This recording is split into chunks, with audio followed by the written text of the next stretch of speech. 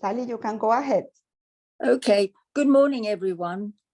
First of all, thank you, Carmen, for the privilege of presenting my work and also making it happen, because you've used your extensive knowledge of technology. I'm really gobsmacked at what you do. It would have been impossible for me to do this without your help, really. And thank you all who have come today for choosing to be here rather than witnessing the political drama which is being televised as I speak. But please feel free to stop me at any time, and I will be quite willing to answer any questions, or I would be pleased for your comments.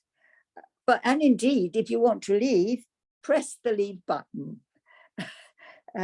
If in fact you want to go back to the politics, or in fact if you're bored. Although the presentation is entitled here Painting Appreciation, I'm going to show you some of my sculptures and also how I go about creating them. Could I have the first video, please, Carmen?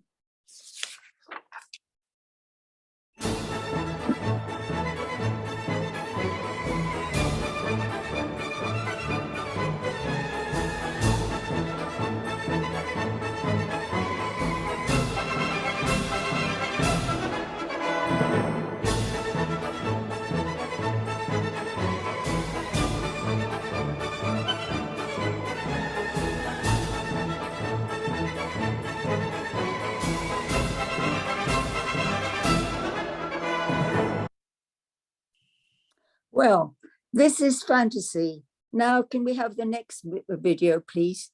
Because this is reality.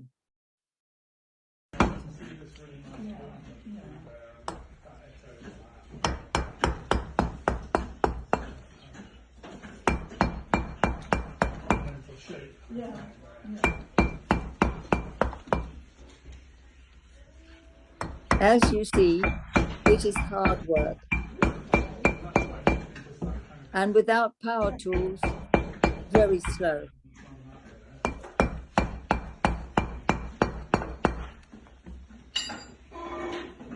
Pieces of stone fly all over the place. And it is very, very dusty. So it is really imperative to use protective eye covering, goggles, and also a mask, not for COVID, but for all the dust. And we also use gloves, and these are ordinary gardening gloves that I use. And it's necessary to use gloves to grip the tools properly, and also to avoid accidentally cutting ourselves with the chisels.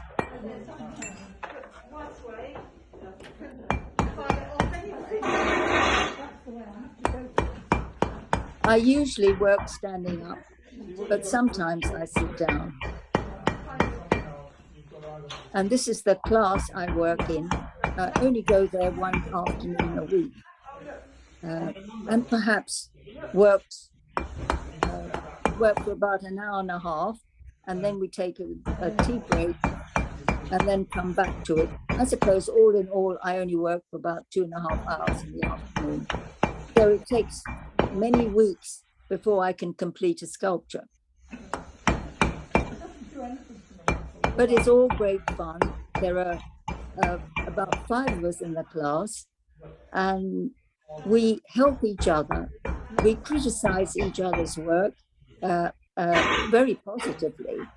And I hate to work alone because I do get so much feedback from my fellow sculptors. And really, we learn as much from our fellow workers as we do from the teacher. Teacher is very good, but very often we talk among ourselves and we do learn a lot from each other. And in fact, talk about the various tools that we use and how we find one tool better than the other. And we sometimes often lend each other tools. So I find it's a great afternoon to spend with like-minded people.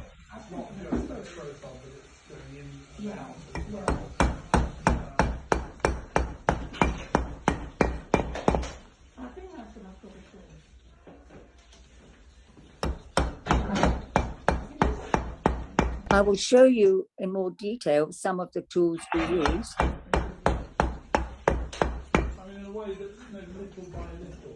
And you can see here that I'm using a metal tool, a metal chisel, and a wooden hammer. And this particular chisel has got claws in it, which are quite sharp. If the stone is not quite so hard, we would use a more gentle chisel, a sort of chisel that you would buy normally in a shop, used for mainly wood carving. Could I have the next slide, please, Carmen? And that shows you on the left here the chisels that we use. Those black ones are the chisels. One of those, the one I was using. The one with the orange, with the white, with the blue handle, Carmen, yes, that is an ordinary wood chisel that you would buy in a hardware shop. And I use that, we use that for softer stones like alabaster and soapstones, and those stones would be damaged if we used the metal chisels. And there are also two types of mallets. The one that you saw me use up, the wooden one, I use because it's much lighter than the metal one, which is shown below. Carmen, right at the bottom. Right at the bottom. Yes, that's a metal a mallet. Yeah. It is much heavier than the wood, and I prefer the wood at my time of life. And it does the same sort of job. The other very important tool that we use is a rasp. And that is the one, Carmen, with the white handle. No. That one, that's right. And a rasp is got little, how can I describe it to you? Little projections, triangular projections, which cut into the stone. Whereas a file, which you're all familiar with, a file, which is the one with the orange handle there, has got fine teeth across the blade. And the rasp would be much better at actually removing more stone by carving it up, whereas the file would just smooth it all down. So we need both types of tools. Now, the ones right on the top, 1, 2, 3, 4, Carmen, right on the top, are called rifflers. They are, in fact, smaller rasps, and they're shaped different sizes and different shapes in order to get to various points in the sculpture that you have to reach to little corners, and they are, in fact, very, very useful. Now, the other one, which is a mahogany handle, that's also another tool which is useful to removing stone, and it's made out of hacksaw blades, putting into a mess there. The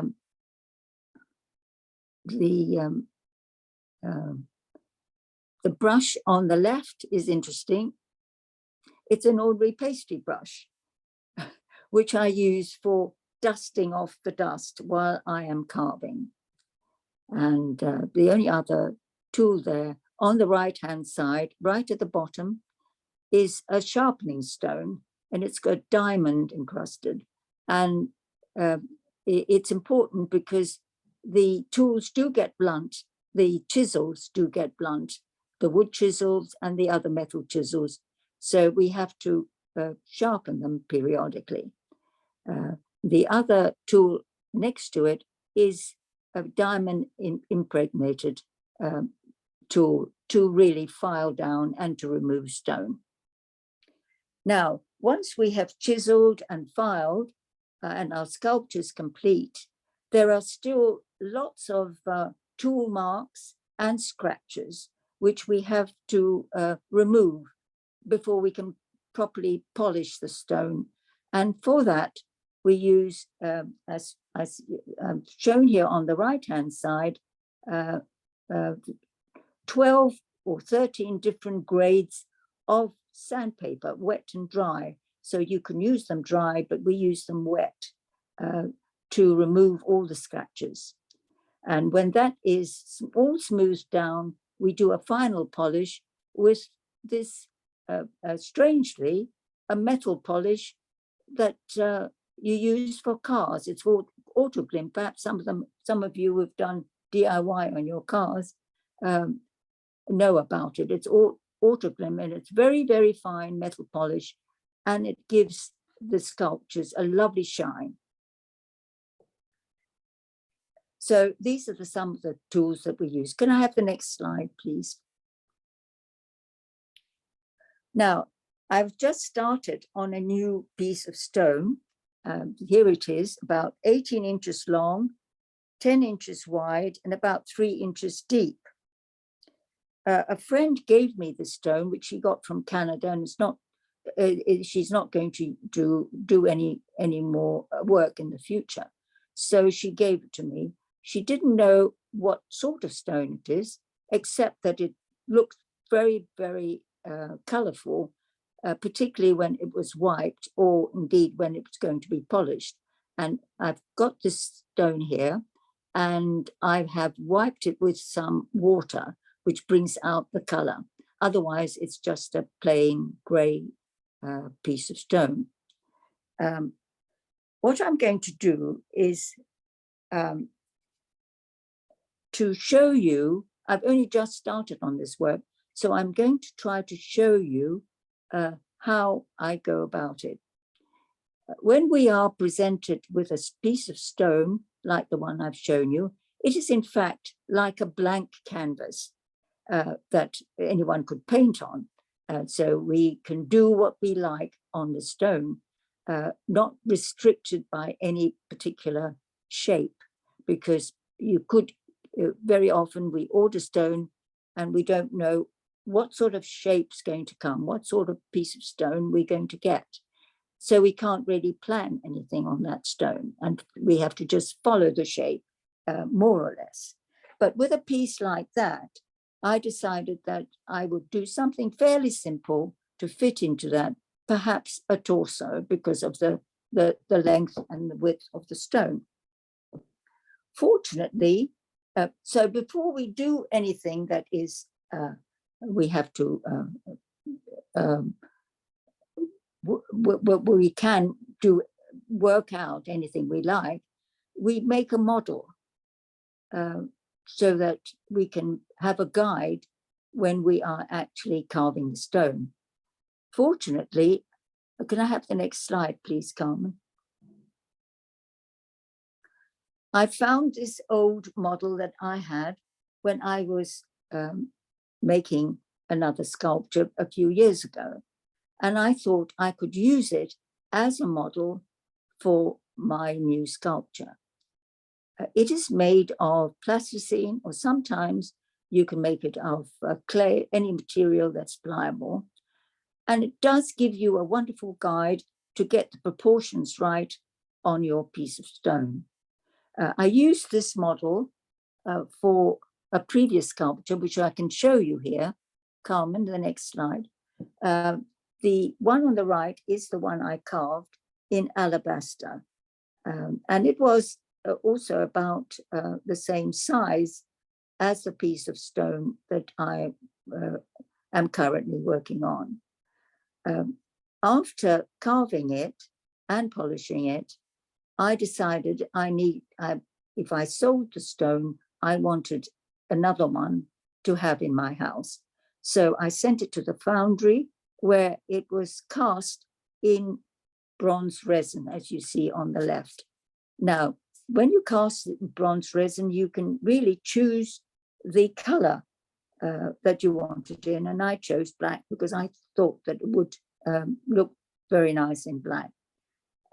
I could make several casts from this particular sculpture, but probably about 4 or 5, but beyond that, 3 or 4 really, beyond that, the detail would not be as good.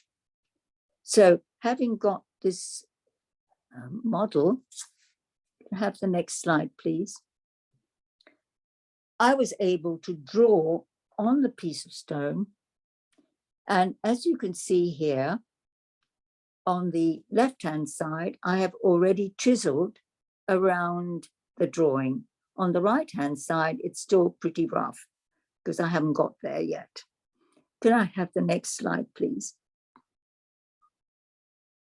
Now, this shows the stone when it is wet and the colors come out. I wanted to show you what it would finally be like when I polished it completely. And if you look at the slide on the right-hand side, on the left of the here, that's already been polished. So my final my final sculpture would have this sort of polish on it. Now, if you look on the left, I'm going to really tell you how I proceeded. When I completed the chiseling on the right-hand side, now to finish the overall shape, I had to remove stone at the bottom there. If you remember on the model, one leg of the torso was behind the other, or not quite so forward. So the first job was to remove some stone there in order to start creating the leg. And you can see also around the breasts, I've removed some stone, and around the abdomen in order to begin to create a rounded surface.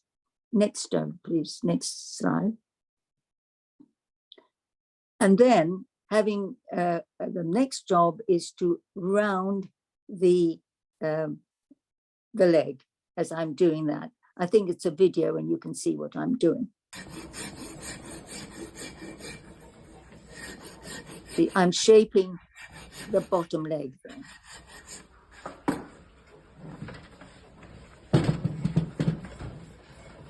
And then tackling it from the side with a rasp.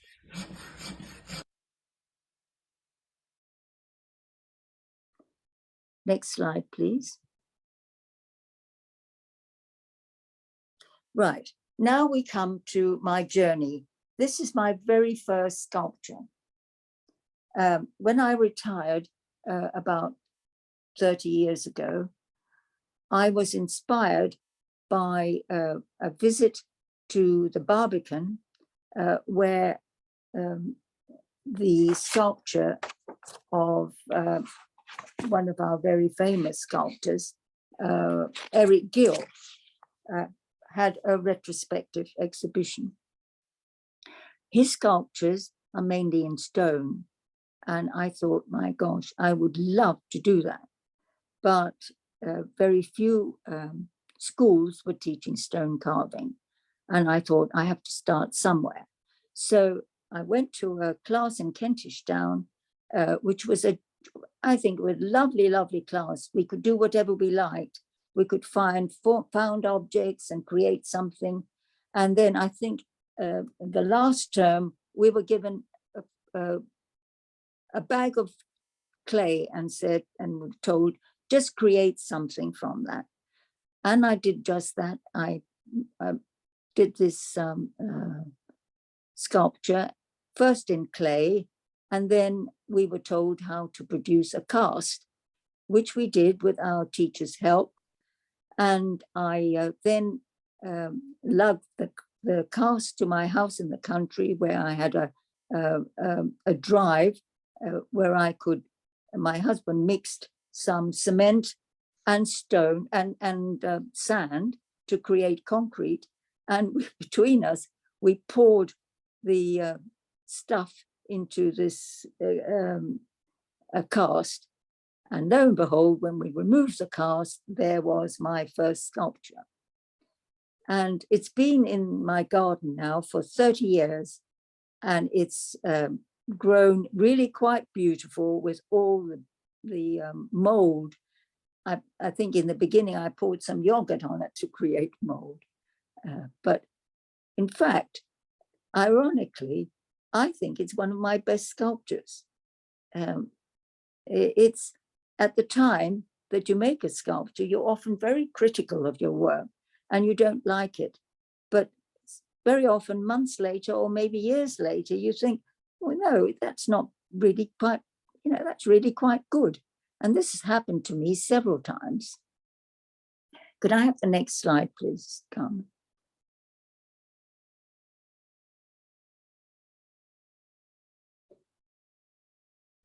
I then went to a proper a live clay modeling class, where I started producing these next few sculptures. We produced them in clay, and then with the help of the teacher, we make a cast of plaster and then pack the remove the clay, pack the empty cast with, in this case, cement and fiberglass. And this process, this particular material is called cement fondue. And it is used in order to create a fairly cheap sculpture, because if we sent this to a foundry, it would cost a lot more to create. Something like that in a foundry would cost about £600 to create a bronze resin sculpture. But doing it ourselves, we managed to do it very cheaply, and to polish it, and this is polished with ordinary boot polish. You can use any color you like, so you can create a green sculpture or a black one, and I preferred the black. So and periodically I go around and polish my sculptures with some boot polish. Could I have the next one, please? And here's another sculpture from life. And I have the next one, please. We also did some portraits. On the left, I did it at the school, and it was the local publican's wife, actually. And she had some lovely high cheekbones and lovely curly hair. So she was a very good model. And the one on my left, I did at home myself, and it was of my husband. And that is cast in bronze, an actual bronze, not bronze resin. So it won't chip or deteriorate. Can I have the next one, please? Now, this is what I mean by not liking your sculpture when you first make it. After I'd been in this class for, I think, about 3 years or more, I had so many of these half-life sculptures all over my house. And when this one, when I finished this one, I thought, no, I don't want her in my house. She's too big, and let's put it in the garden. So I put it in a corner of the garden, and I thought, right, you can stay there. I don't particularly like you. Now, 20 years later, here she is, all beautifully covered with creepers, and I'm beginning to like her very much. Can I ask any of you to comment on it, whether you think it is as good as my other sculptures, or would you have it in your house? I love it. She looks like she belongs there, and she's just part of, you know, organic. It feels very organic, like she's growing or living in the woods. Like Yes. some kind of good spirit. I love her, actually. I love her, and I like the way you talked about your development. But in fact, you said, how do you like it compared to our other sculptures? We haven't seen many of your other sculptures to compare it, but the few we've seen, I think are marvellous. Lovely. I agree. She looks good in the garden. That's where she belongs. Yeah. Mm-hmm. And the same way as my very first sculpture belongs in the garden. Yeah. Can I ask a question, please? Yes, of course. Okay, the one that is your favorite that's in the garden that you showed previously. What materials was that made out of? The first one was made out of, well, it's concrete. My husband mixed up cement and sand and water, and we poured it into this mold, and this is what we got. Oh, okay, thank you. I suppose this is how concrete is mixed, you know, with cement and sand. Yeah. Mm-hmm. Yeah. Oh, hi, Sally. Enjoying looking at your work. Sorry I made it late. That first one, so did you make it out of clay initially, or? Yes, that's right. And then made a mold from that, yeah. And they made a mold from that, and it was my very first effort. And I really think now I'm very proud of that. Yeah, it's kind of really, it looks ancient. I know. Looks, I thought of, you know, Easter Island and. That's right. Buddhist That's what thing. inspired me, I think. Yeah. And also, is that so? The white stuff. Sorry, is that what's that? That's mold. That's mold. That's mold. Not lichen. No. Or maybe lichen. It's lichen. Well, probably lichen. I poured a lot of when I first had it there. I thought, well, I didn't like it all that much actually, and I thought whenever I had any yogurt left over or milk or anything like that, I just poured it over that. And the base of it, which we can't really see clearly, what is that? Just like a flat? It's just a flat base, and it's just sticks on the ground now. It's part of it now. It must weigh a ton. I know. No, I couldn't have done it by myself. It's about, what is it, about 3 feet tall, or?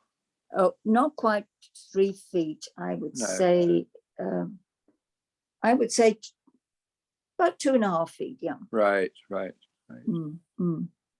Yeah, it's lovely there with all the greenery, and sometimes you can see the little flowers as well in the summer. Yeah. Thanks. Hi, Sally. It's Dora. Hello, Dora. I'm enjoying this presentation very much. Thank you. And I think that the sculpture that are placed later in the garden, they do keep, blending in and actually becoming alive. They've got a spiritual essence to them, I feel. And I think is not just the organic, but whatever is with us and nature, where we belong to, that it really is the right placement for them, really. That is my view. I mean, they don't have the polished look, the very smooth surface. And, sometimes we associate some work of art to be in the gallery, in the sterile environment. But this is fantastic. Yeah, that is my view. You can see how much it's aged, because around the neck, can you see it's orange? Yeah, that is. Well, I had polished it with some orange tan boot polish. And over the years, it's obviously that's faded and it's grown into this lovely grey. Yeah. Lovely. I have another sculpture of mine that's in the garden, which I'll show. I don't know whether it's next. Can I have the next one, please? Yes, here it is. And that's lichen all over it. And this is Scotswold stone. I went to a class, this is now 20 years ago, a week's class in sculpture. And I brought a piece of Scotswold stone because my house is in the Cotswolds. And decided that I would make a sculpture, and I showed a fairly simple form, which was, and the stone was quite soft, so it wasn't too hard to chisel, and I managed to complete it in the week that we were there. But it was very, very dirty work. The Cotswold stone, as you know, is quite orangey. And I used to emerge at night when we'd finished, because we worked until late, got into the shower with orange pouring all from me, and my clothes were absolutely full of orange dust. But over the years, it's really grown again into the garden, as you can see here. Any comments about this?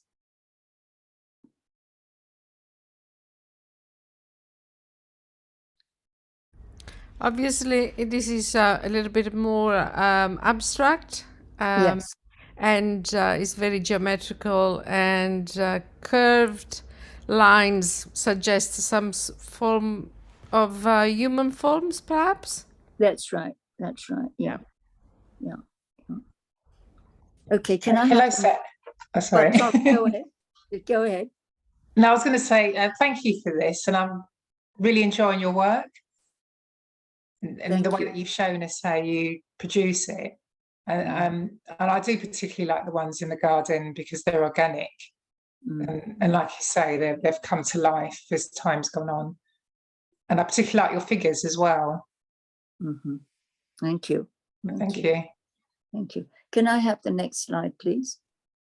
Right. Now, I've worked quite a lot in alabaster, which is a soft stone, really, although you can have very hard alabaster. But these pieces were done from really fragments of stone. And you can see on the left, at the bottom, there are cracks. And sometimes alabaster has got soil in the stone. And well, I think I worked over the cracks.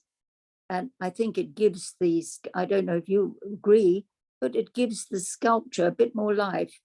And it's not so perfect. Perfection is not always, I think, I agree with Dora, perfection is not always the thing that you aim for. The one on the right is interesting because it just shows a couple embracing. And I sold this to a couple they bought it for their 50th wedding anniversary, which I thought was lovely, really lovely. And it really pleases me when somebody really, apart from your family, somebody who really likes your sculpture enough to buy it. This sculpture is not made with chisels, but mainly with rifflers and rasps and files, and finally, of course, very easily polished with the sandpaper. Could you have the next slide, please? Now, this is my lockdown pig. When we went into lockdown, I just started a piece of stone, and you can see the stone in the middle. And when I got the stone, because I ordered it and it came without me knowing what I was going to get, and it was a piece of pink alabaster, and it looked just like a pig on the side, from the front. So I thought that's what I was going to do. And then lockdown came, and I took it home, and I put it on my kitchen table. And every day I spent just half an hour or so working on it. And at the end of lockdown, I managed to complete it. I think at one stage, I took a photograph and sent it to my teacher and asked him for some advice. I also sent the photograph to a fellow sculptor for advice. I hate working alone. I like to have input from other people. The nicest bit I did was this tail, which I spent hours doing because it was very fragile and would have fallen off if I wasn't careful. Now, in instances like this, doing the tail, we use those small rifflers, which get us into these little corners. So we have got various tools for various different jobs. Could I have the next slide, please? Now, these two, the one on the right, I really love. I think I did it quite a few years ago and I did sell it, so I don't have it. But it was a beautiful piece of stone to start with. It was alabaster, and you can see here the bits of soil still embedded in the stone. And I thought it would be wonderful just to leave the stone as it is and to just create a face on the other side, almost leaving the stone like a hair. I called it peace because I think it has a very, I don't know if you agree, it has a very peaceful look about it. I think it's wonderful. I love it. I love it. Feel of it, look of it. Absolutely, yeah. And when I went, after I sold it, the people who bought it welcomed me to their house and gave me lunch and showed me where they put it. It was a very interesting experience to see what people do with your artwork. They had quite a big staircase as you enter the hall, a big staircase going up, and there was a sort of a little platform there after about the third or fourth steps, and they placed it there. And they said it was wonderful. Each time they went up and down the stairs, they could feel it and stroke it. And I really felt so happy to see that it was loved so much. The piece on my right was also a beautiful piece of stone, and it was soapstone. And again, I don't think it's a very good picture, but I've left the right-hand side completely untouched and just created a figure of a lion on the left. And it's got a lovely, it's not a very good picture, it's a lovely pale green soapstone. Soapstone comes in different colors actually, and you can choose to use black or green, or in fact even pink. Could I have the next slide, please? These are my other sculpture. Again, alabaster, I love alabaster on the right-hand side. I call this the dancer. And it's one of my favorite sculptures because it can go anywhere in the room. And I've found that casting in black bronze resin is almost better than the original. What do you think? Would you like it black, or do you prefer it in this state?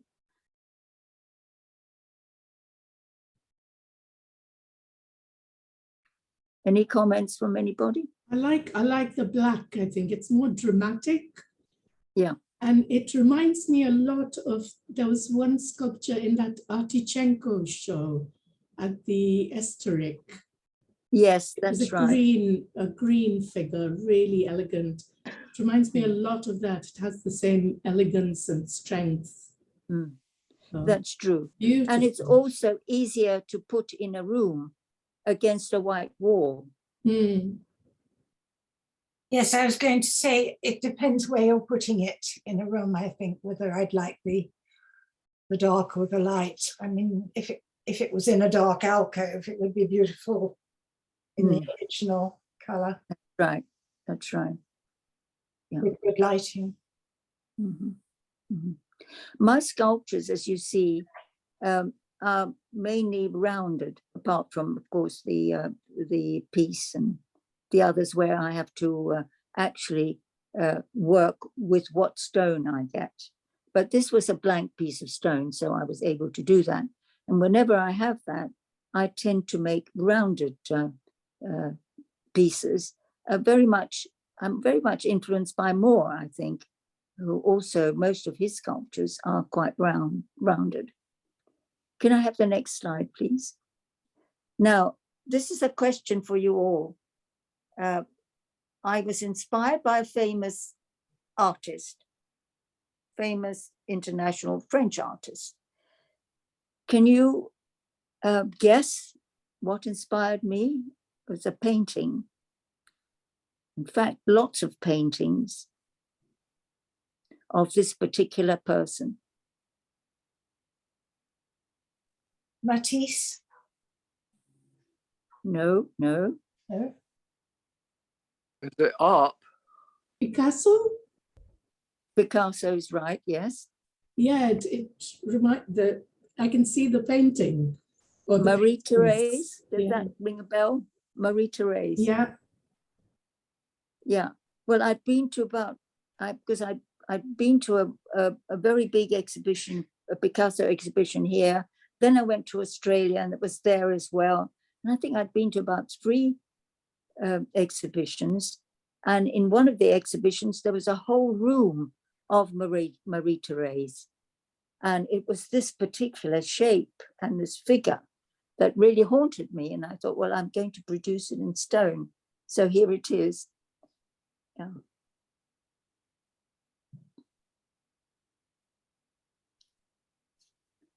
Can I have the next slide, please? Now, this is another lovely little, well, it's quite big, actually. It's about, again, 2 feet tall. And it's some African stone. I really don't know what it is, but it had lovely bronze markings. And I just followed the stone, and this is what resulted. It's really very exciting to just follow a piece of stone and see what comes out in the end. Could I have the next slide, please? And this is one of my favorites as well. Again, carved in Ancaster. It's a lovely, lovely stone with lots of fossils in it.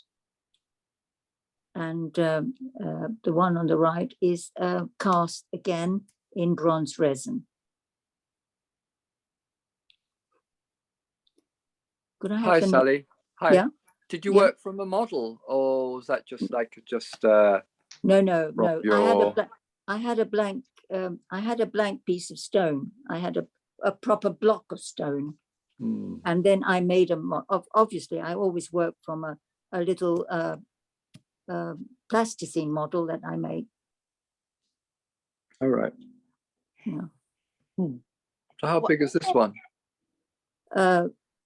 Well, again, I used to, when I was doing this, I was doing 1 day a week at a school, and I suppose I would probably take a term and a half. At that stage, I was producing about 3 sculptures a year, I think. Yeah, but only working term time. Yeah.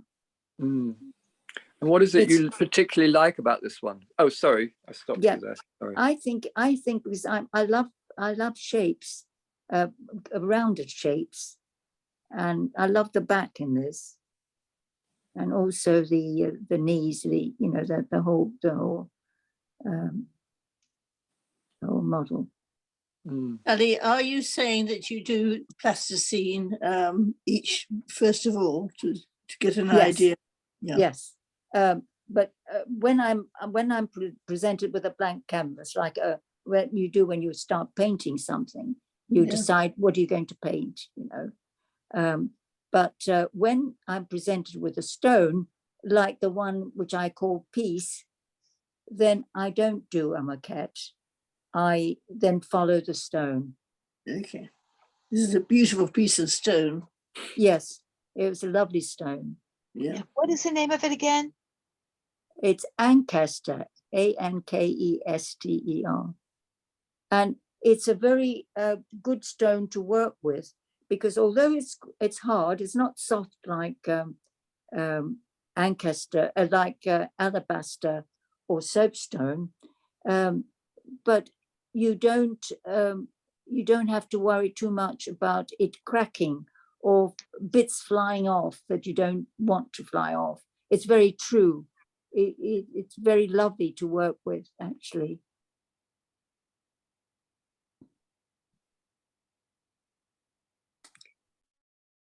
Could I have the next slide, please? Now, this is against my normal tendency to do everything rounded, but I quite like it. I call it tango, to abstract people dancing.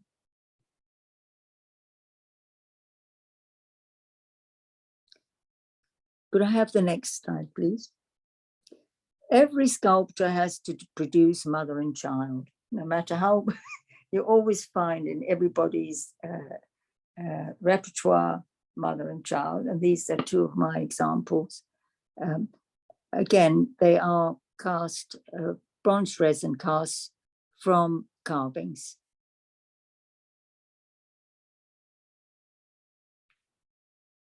I think the one on the right is cast from Ancaster, and the other one is, I've got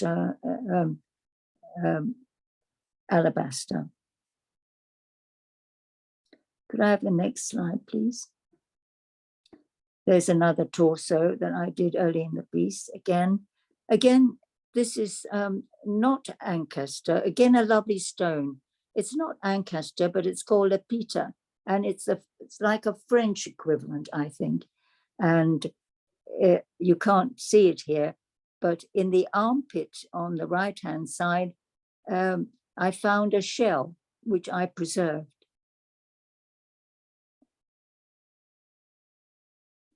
And the right-hand side is a bronze resin cast. You might want to know how expensive it is to get casts made. If I was to do this in bronze, this is about just over 2 feet, about 2 feet in height. If I was to cast it in bronze, it would cost me £2,000.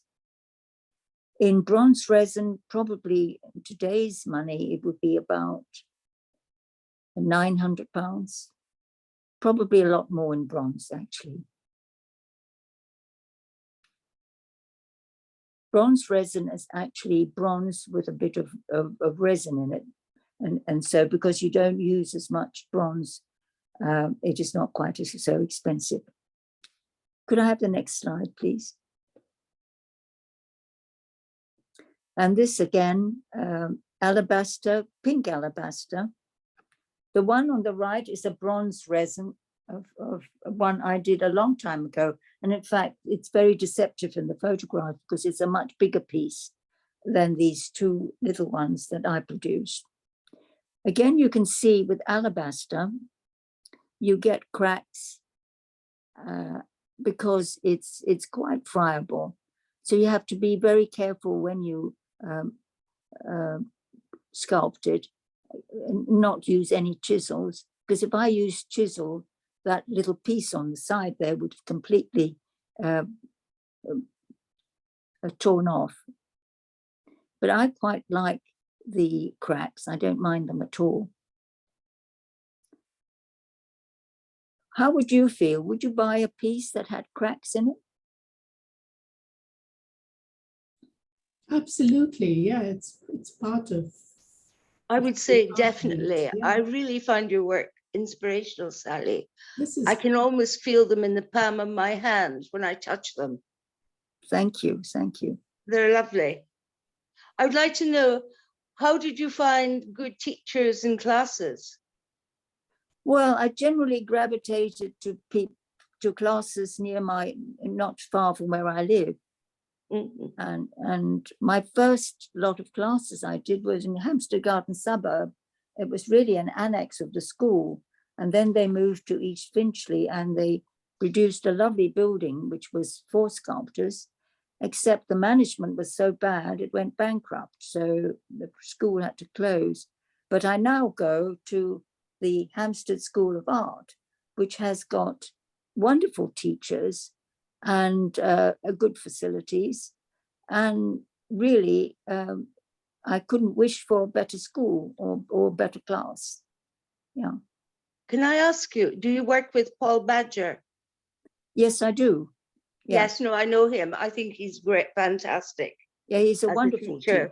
He's Yeah, lovely. Yes, I haven't seen him since COVID. Really, the atmosphere in my class is absolutely wonderful because of I Paul. can imagine. Mm. I used to go to Mary Ward. Yes, that's right. And he really enabled people to work. The work is beautiful. Yes, absolutely. And he gives you a free rein, but every now and again he tells you you're not doing things properly. Yeah. Yes. And very helpful indeed. There's another extremely good sculpture teacher, particularly for clay modeling, Patricia Barker. Thank you. Yeah, the teachers there are excellent, and the whole atmosphere in the school is wonderful. Yeah. Could I have the next slide, please? Now, this is my latest one. Gosh, we're nearly there.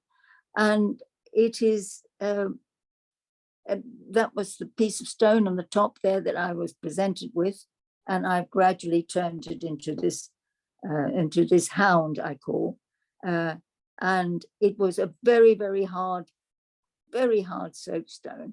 And I did the minimum in producing this. And my grandson looked at it and said, it's like a sports car because of the shine and the shape. What do you think?